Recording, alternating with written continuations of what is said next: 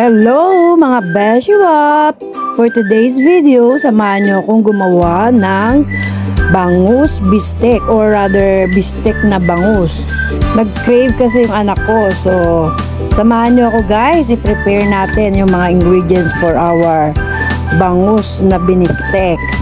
Okay? Here are the ingredients. 2 large bangus cut into 6 pieces. Ayan, per bangus ha, per bangus. So, ayan, nilalagyan po natin ng seasoning. Salt and pepper lang po yan para maglasa yung ating bangus.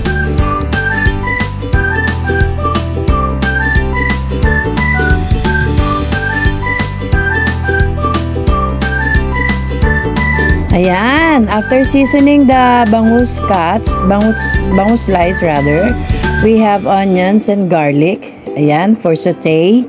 Then the toyo mansi, ayan, prepare ko na siya earlier. At syempre, hindi mawawala dyan ang harina, ayan, para ma-base natin yung ating bangus.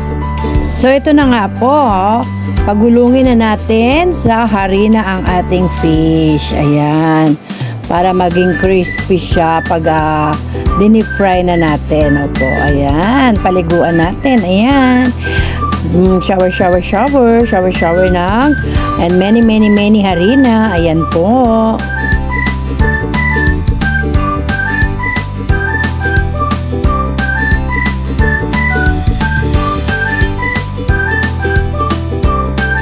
Let's start cooking guys by first step, frying the bangus cuts. Ayan, yung siniso natin with salt and pepper, then pinagulong natin sa harina, yan. Then after po niya maprito lahat ang piraso ng ating bangus cuts, i-prepare na natin yung kawali ulit, then saute the onions and the garlic. Opo, binawasan na po natin ng mantika, yan. Ayan, gisa, then we will add the seasoned toyo mansi. Ayan, nilagyan na rin natin ang pampalasa, yan.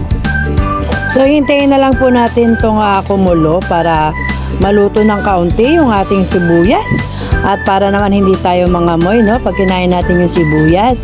Ayan, hintayin na lang natin siyang kumulo. Ayan, pag nakulo na po yung ating sauce, ayan, ilagay na natin isa-isa yung mga piraso ng bangus.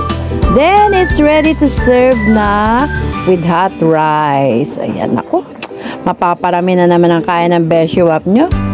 O, di po ba?